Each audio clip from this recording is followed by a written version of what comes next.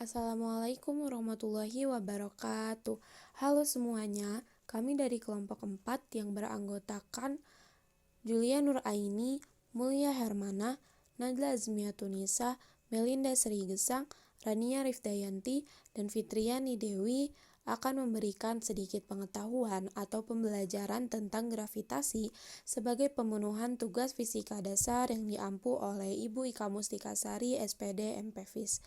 Adapun subbab-subbab yang akan kami sampaikan ialah yang pertama, hukum-hukum Kepler, selanjutnya ada hukum gravitasi Newton, yang ketiga ialah perhitungan konstanta gravitasi universal, kemudian massa gravitasi dan massa universal, yang kelima ialah lepas dari bumi, kemudian energi potensial, energi total dan orbit, dan yang terakhir ada medan gravitasi kulit bola dan bola padat.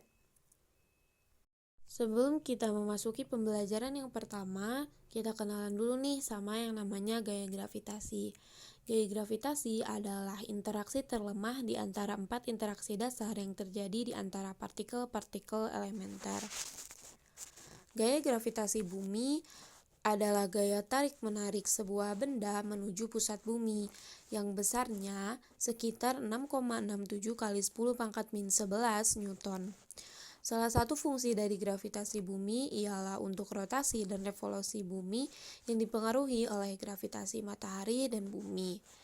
Juga gaya gravitasilah yang mengikatkan kita ke bumi, juga mempertahankan bumi dan planet-planet lain di tata surya agar tetap padu dan tetap pada tempatnya.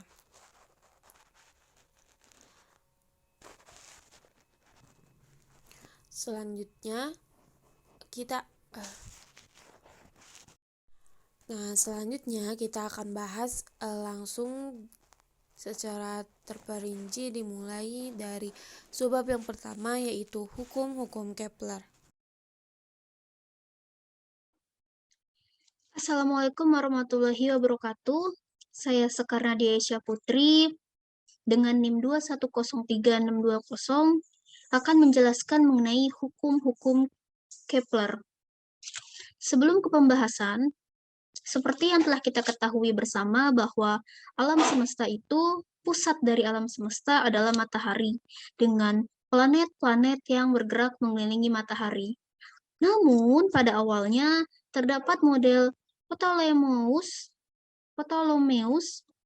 yang menyatakan bahwa bumi merupakan pusat alam semesta, di mana matahari dan bintang-bintang lainnya itu bergerak mengelilingi bumi.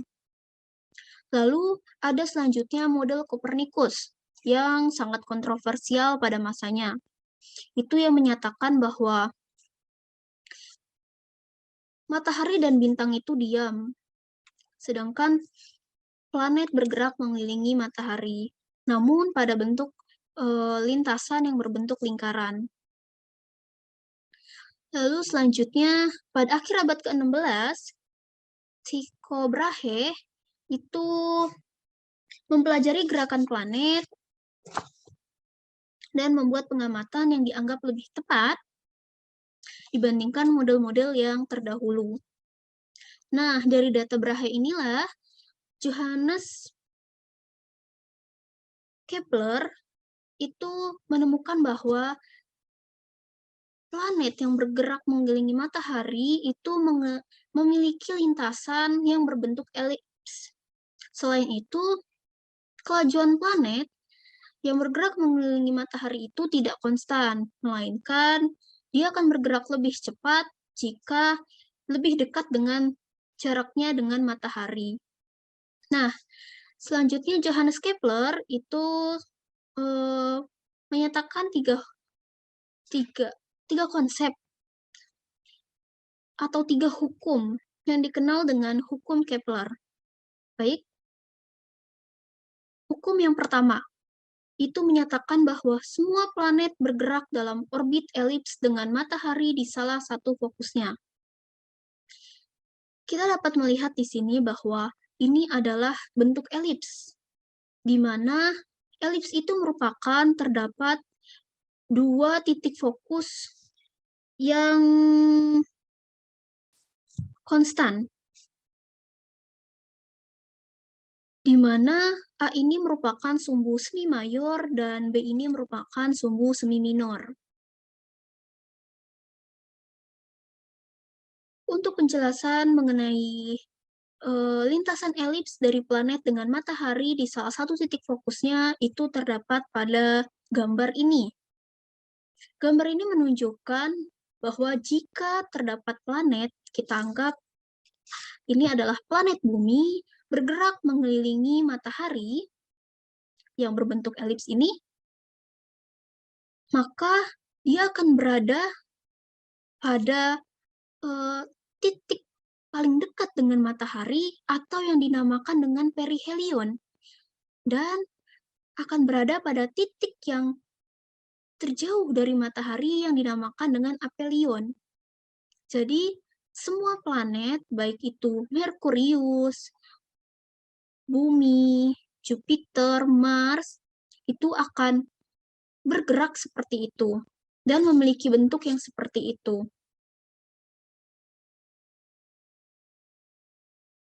Selanjutnya adalah hukum yang kedua, menyatakan bahwa garis yang menghubungkan tiap planet ke matahari menyapu luasan yang sama dalam waktu yang sama.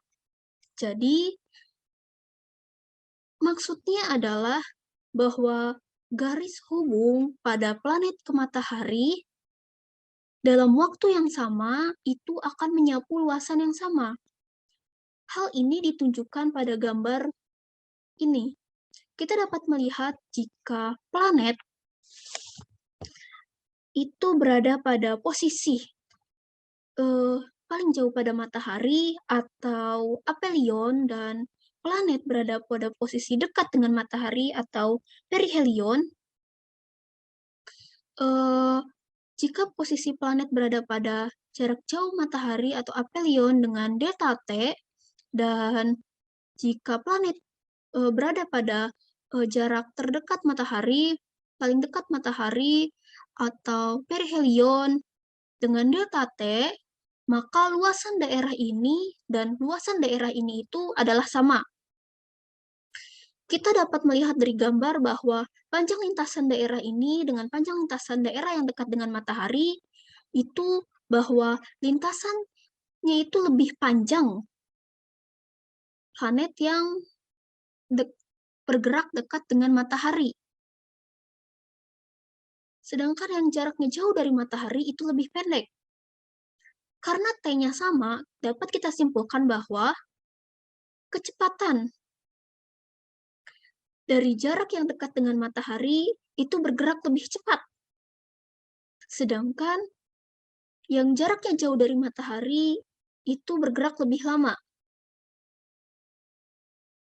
Selanjutnya adalah hukum yang ketiga, menyatakan bahwa kuadrat periode tiap planet sebanding dengan pangkat 3 jarak rata-rata planet dari matahari. Hukum ketiga Kepler menghubungkan periode tiap planet dengan jarak rata-ratanya ke matahari yang sama dengan sumbu semi mayor lintasan eliptisnya. Hukum ketiga Kepler menyatakan bahwa T kuadrat sama dengan CR pangkat 3, di mana T ini merupakan periode revolusi planet, R merupakan jarak rata-rata antara planet dan matahari, dan C merupakan konstanta yang bernilai sama untuk semua planet. Nah, pada hukum ketiga Kepler ini ada hal yang menarik atau hal yang membuatnya istimewa. Apakah itu? Yaitu orbitnya. Diibaratkan bentuknya lingkaran. Terjadi akibat sederhana dari kenyataan bahwa gaya yang diberikan oleh matahari pada planet berubah secara terbalik dengan kuadrat jarak dari matahari ke planet itu. Baik, sekian pembahasan mengenai hukum Kepler. Assalamualaikum warahmatullahi wabarakatuh. Perkenalkan, saya Melinda Srigesang dengan NIM 2103167. Di sini saya akan menjelaskan tentang hukum gravitasi Newton. Nah, sebelum masuk ke dalam materi yang akan dibahas, kita mengingat kembali tentang hukum Kepler yang sudah dibahas oleh rekan saya. Nah, di sini ada hukum 1 Kepler, hukum 2 Kepler, dan hukum 3 Kepler. Nah, di sini itu Newton menunjukkan bahwa hukum-hukum tersebut, yaitu hukum Kepler, merupakan konsekuensi gaya gravitasi antara dua benda bersamaan hukum gerak Newton. Sehingga muncullah hukum gravitasi Newton, yaitu bunyinya setiap partikel di alam semesta menarik partikel lain dengan gaya yang berbanding lurus dengan perkalian masanya dan berbanding terbalik dengan kuadrat jarak pisah antara mereka. Nah, lanjut ke materi intinya yaitu hukum gravitasi Newton. Hukum gravitasi Newton dapat ditulis sebagai persamaan vektor sederhana dengan M1 dan M2 sebagai massa titik yang dipisahkan oleh jarak R12 seperti digambar sudah diperlihatkan dengan jelas. Nah, di sini tuh R12 merupakan magnitudo vektor R12 yang mengarah dari M1 ke M2 sehingga besar gaya F12 sama dengan negatif G M1 M2 per R kuadrat 12 dikali R topi 12. Dengan R topi 12 sama dengan R vektor 12 per R12 dan G adalah konstanta gravitasi universal yang besarnya 6,67 dikali 10 pangkat negatif 11 Newton meter kuadrat per kilogram kuadrat. Nah, selanjutnya dari hukum Newton yang ketiga mengenai aksi reaksi, kita ketahui bahwa F12 memiliki gaya reaksi yaitu F21 yang besarnya sama, tetapi arahnya berbeda atau berlawanan, seperti gambar yang ditujukan. Nah, besarnya gaya gravitasi yang dikerjakan oleh sebuah partikel bermassa M1 pada partikel bermassa M2 yang jauhnya R, maka didapat F sama dengan G M1 kali M2 per R kuadrat. Nah, kita bisa juga menggunakan si nilai G ini untuk menghitung gaya tarik gravitasi antara dua benda. Untuk lebih paham, kita akan mengerjakan soal latihan yang ada di buku Tipler halaman 346. Nah, soalnya seperti ini. Jadi, sudah diketahui bahwa M1 sama dengan 65 kg dan M2 sama dengan 50 kg dan R-nya sama dengan 0,5 meter. Yang ditanyakan adalah gaya gravitasinya berapa.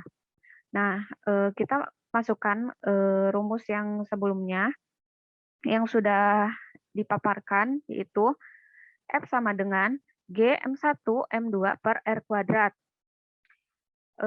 F sama dengan dalam kurung 6,67 dikali 10 pangkat negatif 11 Newton meter kuadrat per Kg kuadrat. Kg kuadrat dikali 65 kg dikali 50 kg per 0,5 meter kurung tutup kuadrat. Nah, si gaya gravitasinya ternyata dihasilkan yaitu 8,67 dikali 10 pangkat negatif 7 Newton. Nah, selanjutnya kita dapat melihat bahwa hukum Kepler merupakan konsekuensi dari hukum Newton seperti yang dijelaskan oleh saya sebelumnya. Untuk hukum pertama Kepler, Newton menunjukkan bahwa benda bergerak mengelilingi pusat gaya seperti matahari, kemana benda itu ditarik oleh sebuah gaya berubah dengan 1 per R kuadrat. Nah, lintasan benda yang mungkin adalah elips, parabola, atau hiperbola. Lintasan parabola dan hiperbola hanya berlaku untuk benda yang melintas dalam satu kali putaran, bukan termasuk orbit tertutup. Nah, satu-satunya orbit tertutup yang mungkin dalam medan gaya berbanding terbalik kuadrat adalah elips. Sehingga hukum 1 Kepler adalah akibat langsung hukum gravitasi Newton. Nah, yang kedua adalah hukum 2 Kepler. Hukum kedua Kepler, hukum luasan sama diperoleh dari pernyataan bahwa gaya yang diberikan matahari pada planet diarahkan ke matahari atau yang bisa kita sebut sebagai gaya sentral. Gaya itu tidak akan memiliki torsi terhadap matahari. Kenapa? Karena gaya pada sebuah planet adalah sepanjang garis-garis dari planet ke matahari. Nah, di sebelumnya kita kan sudah mengenal ya tentang momentum angular. Nah, dapat diketahui bahwa jika torsi neto adalah 0, maka momentum angularnya adalah kekal. Nah, bisa kita lihat di gambar ini bahwa sebuah planet yang bergerak dalam orbit elips mengelilingi matahari dalam waktu dt dan planet bergerak sejauh vdt dan menyapu luasan yang ditunjukkan oleh gambar. Ini juga bisa dilihat bahwa gambarnya merupakan separuh separuh jajar separuh luasan jajar genjang yang dibentuk oleh vektor R dan vdt. Jadi luas dA yang disapu adalah setengah mutlak R dikali vdt sama dengan 1/2M mutlak R kali M vdt. Maka dA sama dengan 1/2M LDT dengan L sama dengan R dikali MV. Nah, si L ini merupakan angular planet relatif terhadap matahari. Luasan yang disapu dalam suatu selang waktu tertentu, dt, sebanding dengan momentum angular L. Karena L adalah konstan selama gerakan planet. Nah, luasan yang disapu dalam selang waktu tertentu, dt, adalah sama untuk semua orbit. Hal ini sama dengan isi hukum kedua Kepler, yaitu yang bunyinya garis yang menghubungkan tiap planet ke matahari menyapu luasan yang sama dalam waktu yang sama. Oke, selanjutnya adalah hukum 3 Kepler.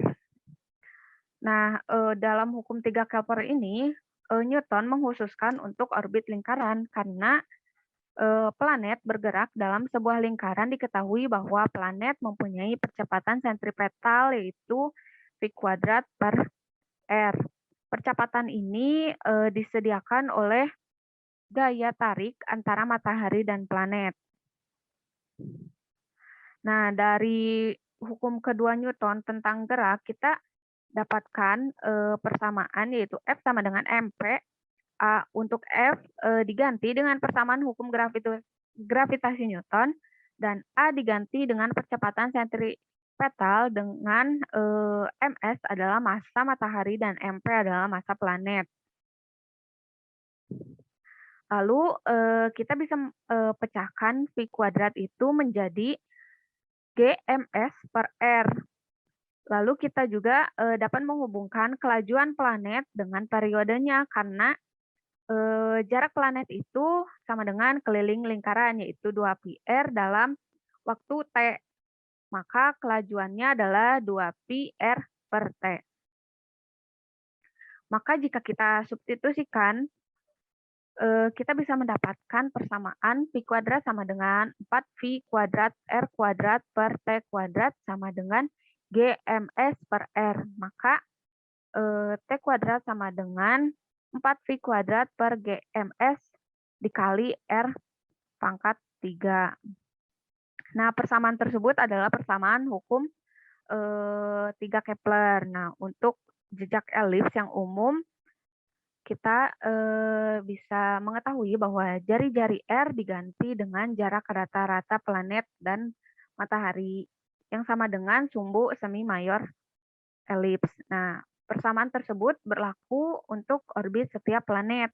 Massa matahari kita ganti dengan massa planet. Nah, untuk bulan ataupun satelit buatan yang mengelilingi bumi, massa matahari itu diganti dengan massa baru.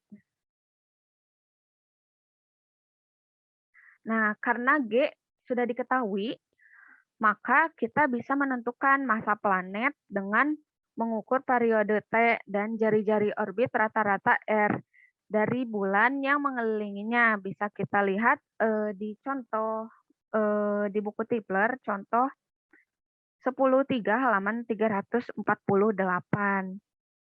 Nah, dari situ Newton mengasumsi bahwa gaya yang menyebabkan bulan mengelilingi bumi berasal dari gaya yang sama dengan gaya yang menyebabkan benda-benda di dekat permukaan bumi jatuh ke bumi, yaitu gaya tarik gravitasi oleh bumi. Nah, mula-mulanya Newton mengasumsikan bahwa bumi dan bulan dapat diperlakukan sebagai partikel titik dengan massa total terkonsentrasi di titik pusat masing-masing karena jarak ke bulan jaraknya ke bulan itu kurang lebih 60 kali jari-jari bumi. Nah, percepatan di dekat permukaan bumi itu sebesar 60 kuadrat atau 3.600 kali percepatan bulan. Nah, percepatan sentripetal bulan dapat dihitung dari jaraknya di titik pusat bumi dan periodenya. Maka AM sama dengan Pi kuadrat per R sama dengan dalam kurung 2 Pi R per T kurung tutup kuadrat per R sama dengan 4 Pi kuadrat R per T kuadrat. Untuk R sama dengan 3,84 dikali 10 pangkat 8 M dan T sama dengan 7,3 hari. Hasilnya adalah AM sama dengan 2,72 dikali 10 pangkat negatif 3 M per S kuadrat. Bila hasil ini dibandingkan dengan G, kita akan mendapatkan G per AM sama dengan 9,81 M per S kuadrat per 2,72 dikali 10 pangkat negatif 3 M per S kuadrat sama dengan 3.607. Nah, 3.607 ini mendekati ya 60 kuadrat.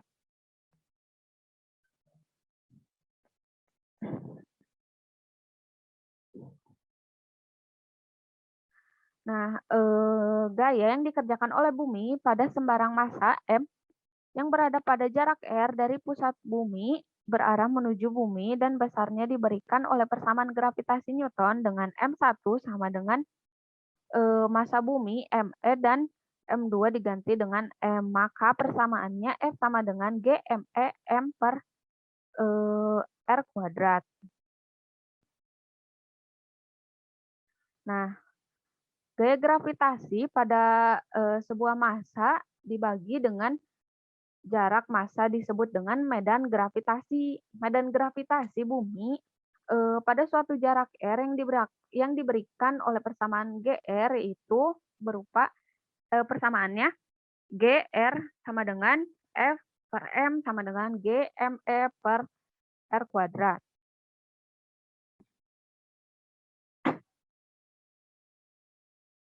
Nah, gaya yang dikerjakan oleh bumi pada sebuah benda yang berada pada ketinggian H di atas permukaan bumi, kita bisa menggantinya R itu menjadi RE, maka dihasilkan rumus F sama dengan GME dikali M per RE kuadrat. Apabila ini merupakan gaya satu-satunya yang bekerja pada suatu benda, benda tersebut akan jatuh bebas dan memiliki percepatan tentunya. Nah, percepatan tersebut yaitu A sama dengan F per M sama dengan GME per RE kuadrat sama dengan G sama dengan 9,81 M per S kuadrat. Nah, untuk lebih jelasnya kita bisa melihat dalam buku Tipler ada contoh soal di halaman 349 sampai 350. Nah, untuk lebih jelasnya kita bisa melihat contohnya di situ. Nah, mungkin sekian dari saya. Mohon maaf jika ada kekurangan atau kekeliruan dalam menyampaikan materi atau tutur kata yang tidak jelas dan tidak sopan. Nah, untuk subbab selanjutnya akan dipaparkan dan dijelaskan oleh rekan saya. Assalamualaikum warahmatullahi wabarakatuh. Perkenalkan, nama saya Rania Rizdayanti dengan NIM 2103553 akan menjelaskan mengenai pengukuran konstanta gravitasi universal atau nilai G. Nilai G merupakan tetapan hukum yang diukur secara eksperimen dan memiliki nilai numerik yang sama untuk setiap benda. Pengukuran konstanta gravitasi universal menggunakan timbangan torsi Cavendish. Penemu timbangan torsi yaitu pada abad ke-18 John Michell melakukan perancangan sebuah alat timbangan torsi, namun tidak sempat digunakan. Kemudian Henry Cavendish menggunakan alat tersebut untuk mengukur konstanta gravitasi universal pada tahun 1798. Peralatan yang serupa juga digunakan oleh Charles Augustin de Coulomb untuk menentukan gaya listrik antara partikel-partikel bermuatan pada tahun 1785. Timbangan torsi Cavendish pada gambar sebelah kiri menunjukkan peralatan asli yang digunakan oleh Cavendish, sedangkan pada gambar sebelah kanan menunjukkan model peralatan yang digunakan oleh Cavendish. Timbangan tersebut dapat mengukur besar gaya putar yang diadakan pada lengan gayanya. Kemudian, dalam eksperimen Cavendish, terdapat dua bola besar yang diletakkan dekat dengan bola kecil. Kemudian, pada lengan bola kecil terdapat cermin yang memantulkan sinyal laser untuk mengukur besar perpindahan sudut dari dua bola. Kemudian berikut adalah tabel pengukuran konstanta gravitasi universal yang pernah dilakukan dengan metode-metodenya. Beberapa metode dan alat ukur telah dikembangkan oleh para ilmuwan untuk mendapatkan nilai konstanta gravitasi yang lebih akurat. Walaupun nilai G adalah suatu konstanta fisika pertama yang pernah diukur, konstanta G tetap merupakan konstanta yang dikenal paling rendah ke tingkat ketelitiannya. Hingga saat ini, nilai konstanta gravitasi universal yang didapatkan oleh Cavendish yaitu 6,754 kali 10 pangkat min 11 Newton meter persegi per kilogram persegi, dengan yang didapatkan oleh para ilmuwan modern yaitu 6,673 kali 10 pangkat 11 Newton meter persegi per kilogram persegi, tidak jauh berbeda. Sekian dari pemaparan saya, dilanjutkan dengan rekan saya selanjutnya.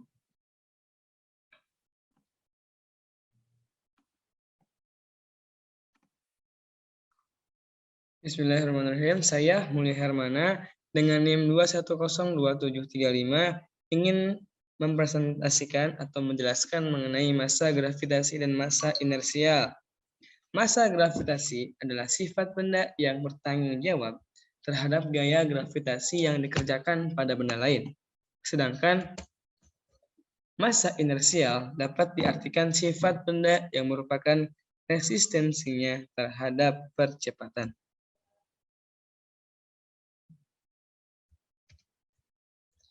Gaya gravitasi yang dikerjakan suatu benda ternyata berbanding lurus dengan massa inersialnya.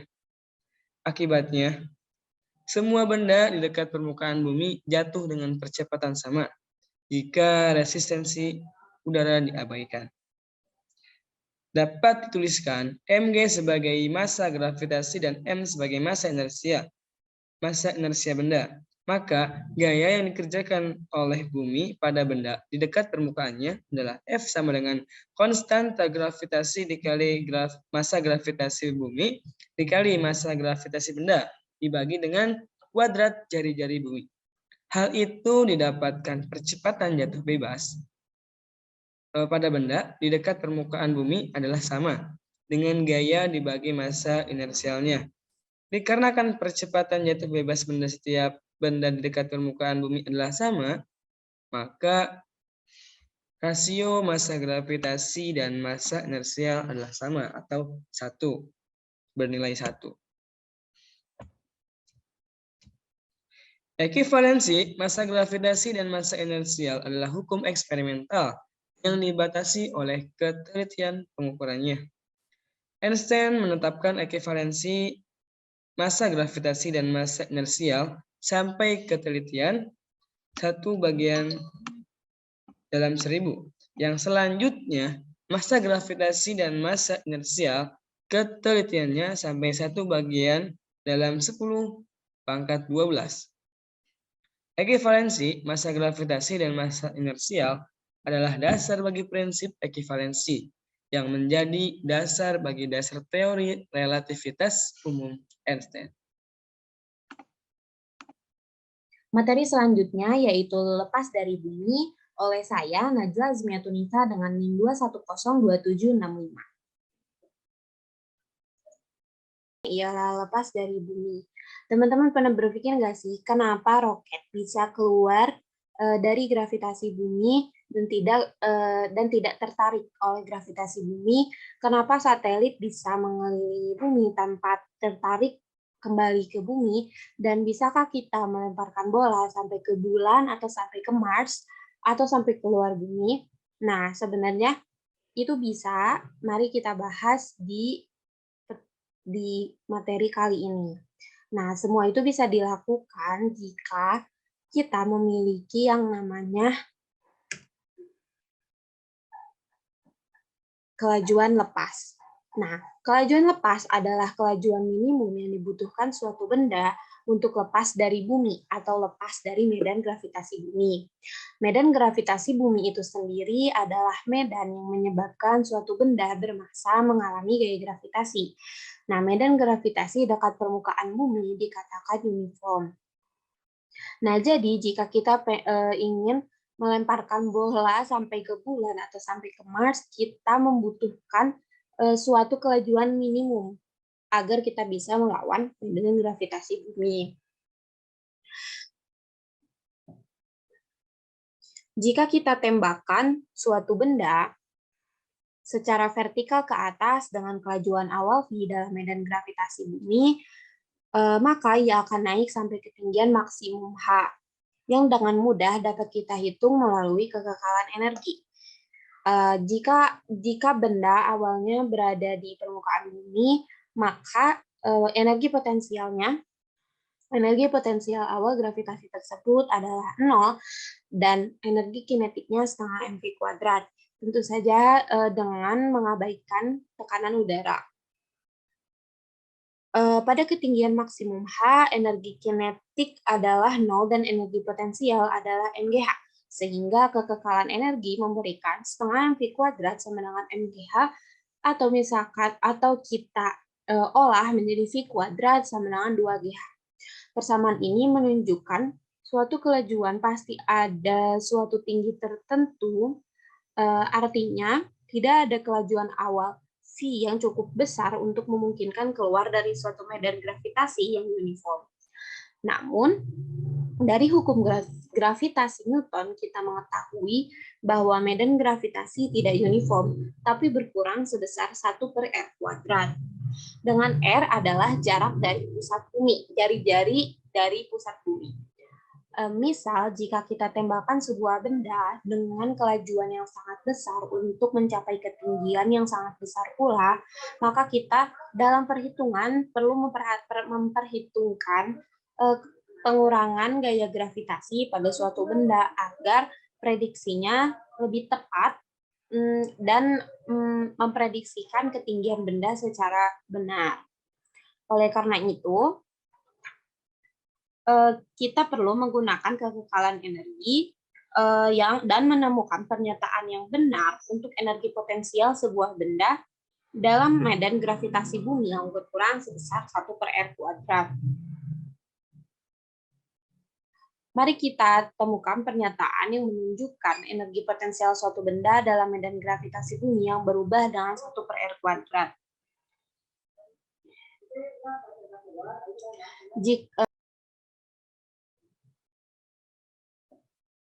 Jika sebuah partikel bergerak dari titik P1 ke titik P2, maka kerja yang dilakukan padanya oleh gaya sentral F yang hanya tergantung pada R sama sepanjang lintasan radial 1, seperti halnya sepanjang lintasan radial R2,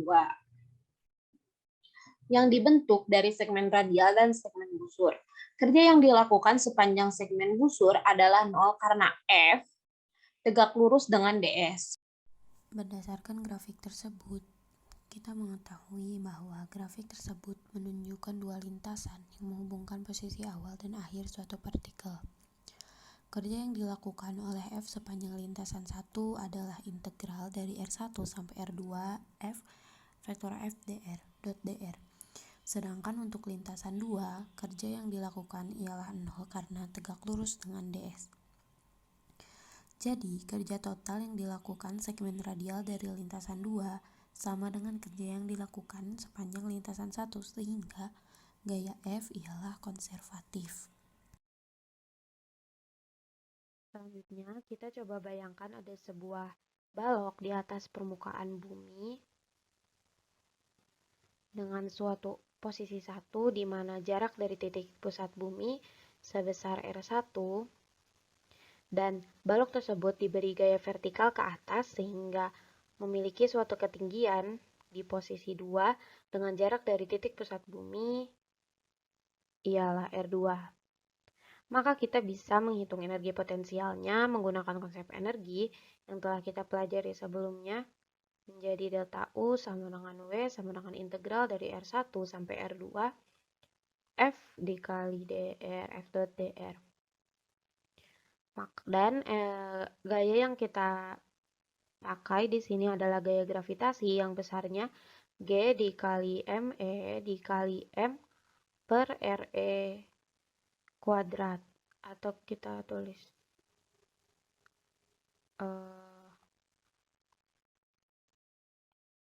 per R kuadrat dikali dr. Karena G, ME, dan M adalah konstan, maka kita bisa keluarkan menjadi GME dikali M integral dari R1 sampai R2 1 per R kuadrat dikali dr. Maka secara matematis sesuai kaidah integral kita ketahui bahwa U2 minus 1 sama dengan GME dikali M per R1 dikurangi GME dikali M dibagi R2. Maka kita dapatkan sebuah persamaan umum yang dapat menghitung energi potensial dalam sistem ini.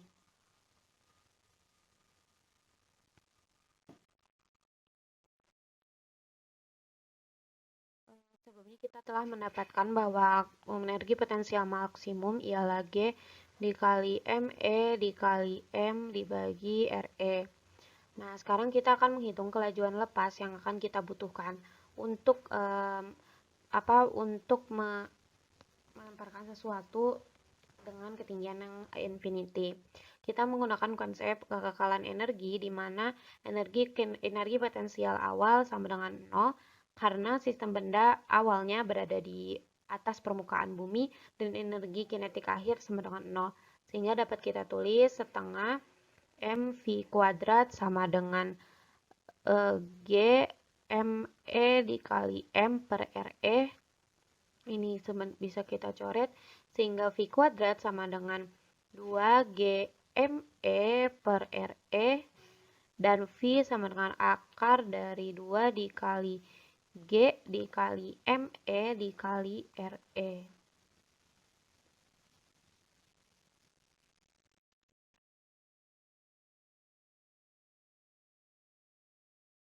Maka ini merupakan rumus dari kelajuan lepas yang kita butuhkan. 2G dikali ME per RE. Kenapa ini? Akar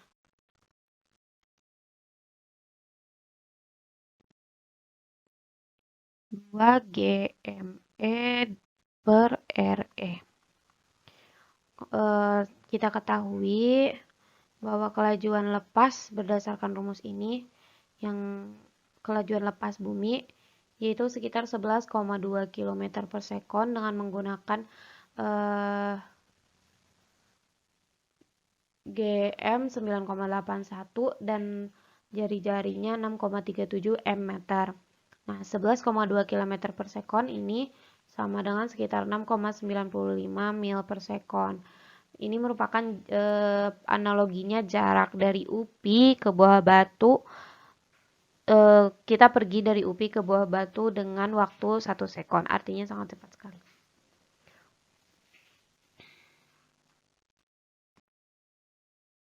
Mungkin cukup. Energi potensial maksimal MGRE dinamakan energi ikat. Bila energi kinetik sebuah benda di permukaan bumi lebih kecil daripada energi ikat atau U maksimalnya, maka benda tidak akan meninggalkan bumi. Namun jika energi kinetik awal lebih besar daripada energi ikat atau potensial maksimum, maka benda akan terus bergerak menghilang dari bumi selama-lamanya. Jadi kelajuan lepas adalah kelajuan yang tepat bersesuaian dengan energi kinetik yang sama dengan energi ikat.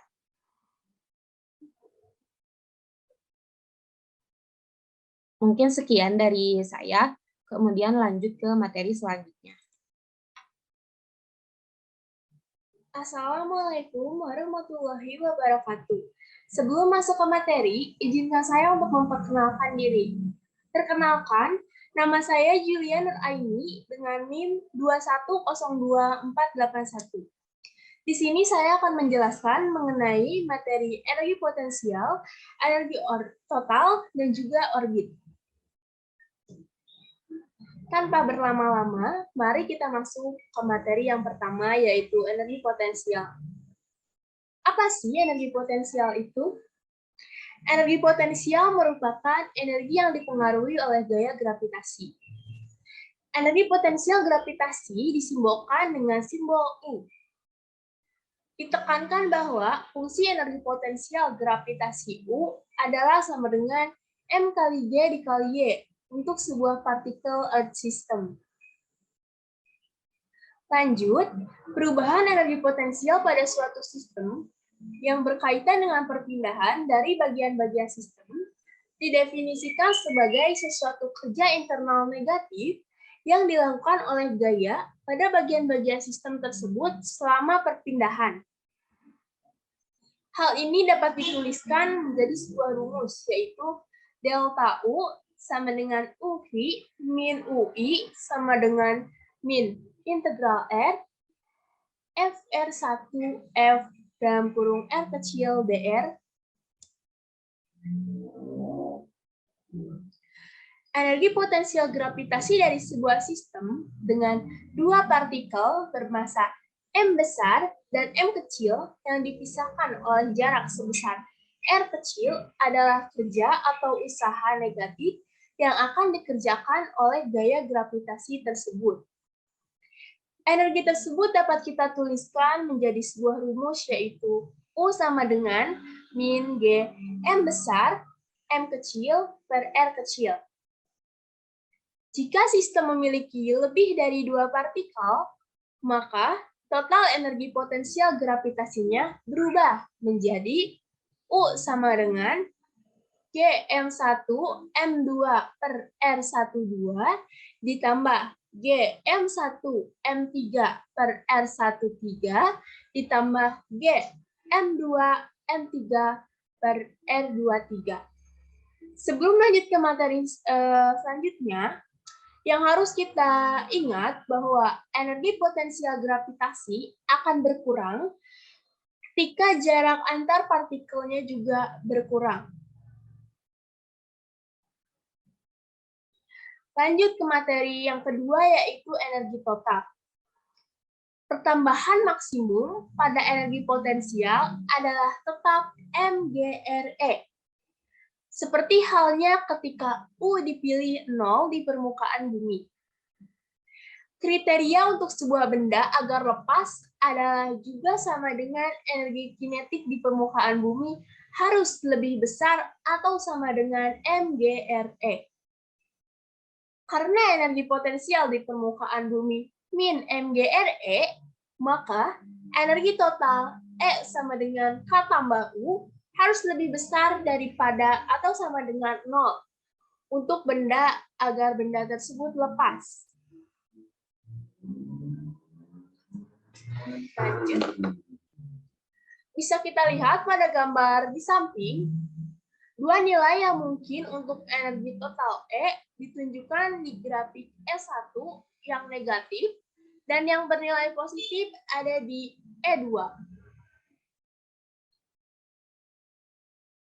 Dilihat dari gambar sebelumnya, jika energi total negatif, maka garis energi potensial total memotong kurva energi potensial di suatu jarak pisah maksimum Rmax dan sistem termasuk ke dalam sistem terikat.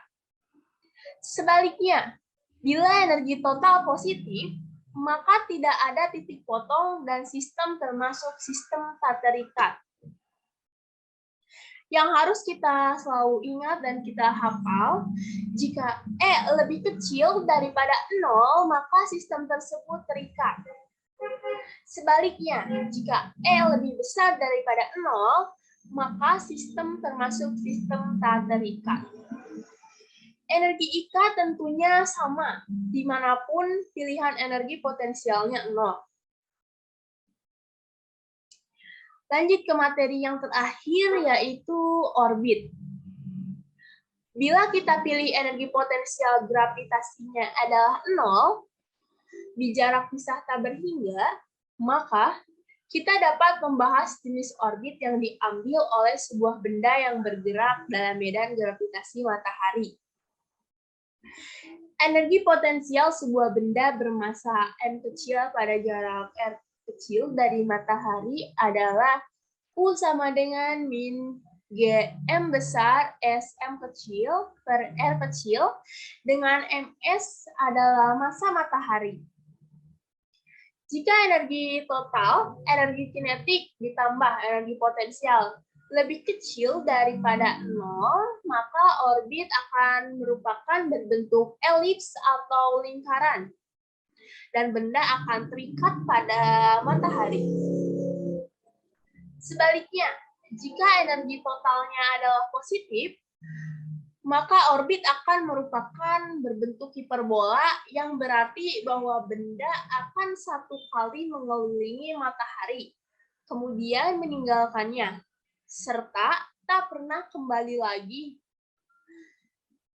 Jika energi total adalah tepat 0, orbit akan merupakan berbentuk parabola, dan kembali benda akan lepas. Jadi ada perbedaannya ya, ketika energi total, energi kinetik ditambah energi potensialnya lebih kecil dari 0, dan pada saat energi totalnya adalah positif, dan pada saat energi total tepat pada 0 itu akan berbentuk orbit yang berbeda-beda dan tidak sama. Sekian penjelasan yang dapat saya sampaikan. Mudah-mudahan dapat dimengerti dan bermanfaat.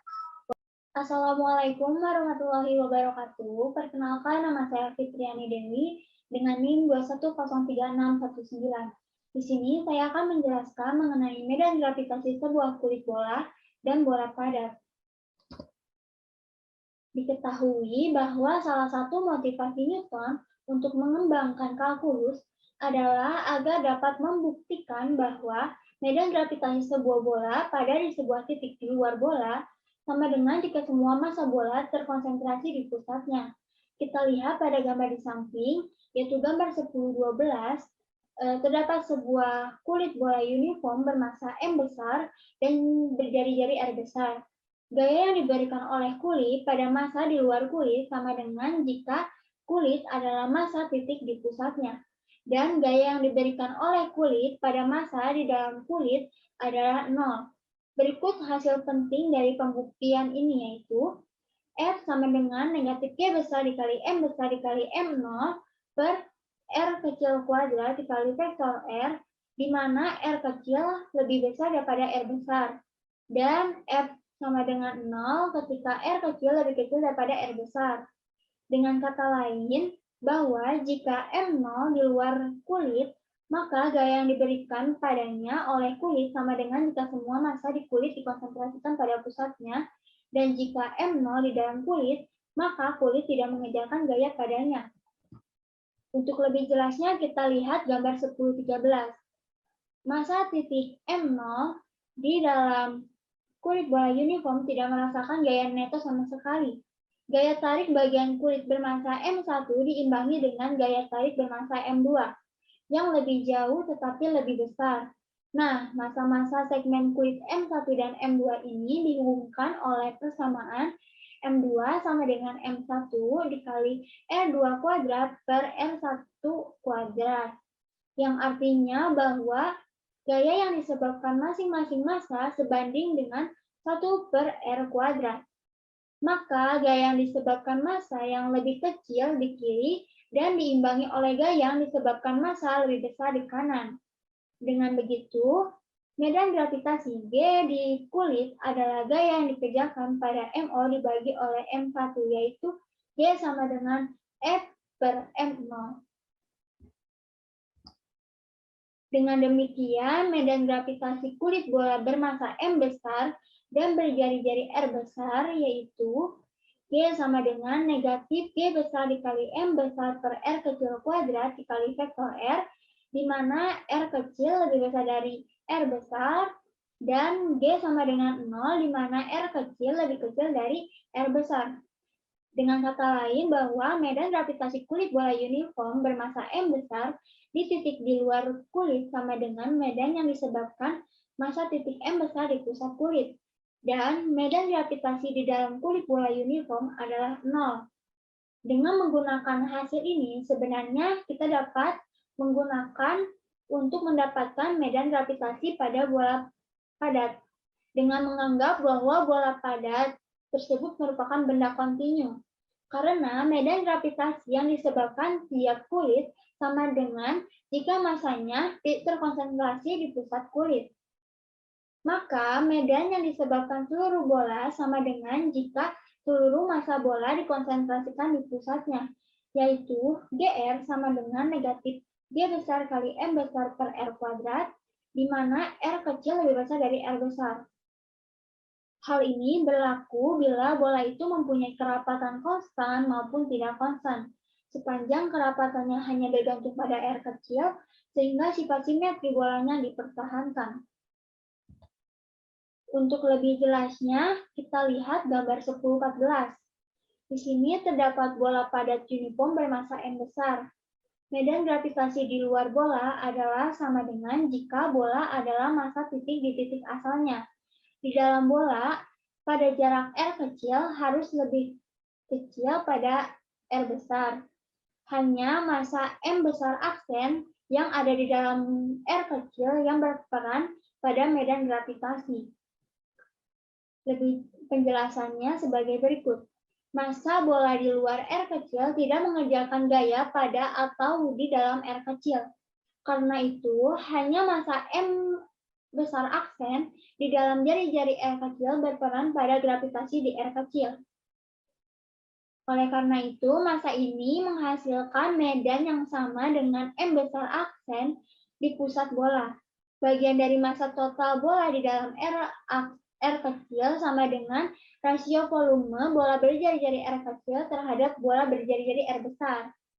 Untuk distribusi massa yang uniform, jika M besar adalah massa total bola, maka M besar aksen diberikan oleh persamaan berikut. M besar aksen sama dengan 4/3 Pi R kecil pangkat 3 per 4/3 Pi R besar pangkat 3 dikali M besar sama dengan R kecil pangkat 3 per R besar pangkat 3 dikali M besar.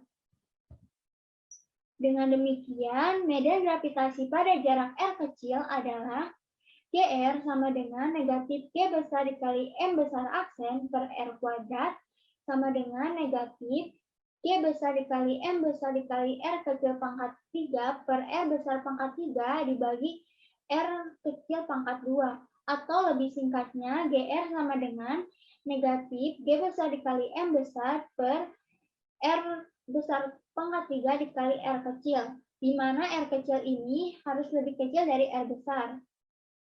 Dapat kita lihat pada gambar di samping,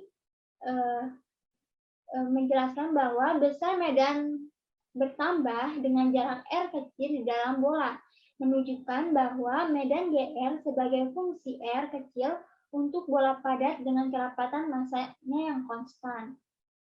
Sekian penjelasan yang dapat saya sampaikan. Wassalamualaikum warahmatullahi wabarakatuh.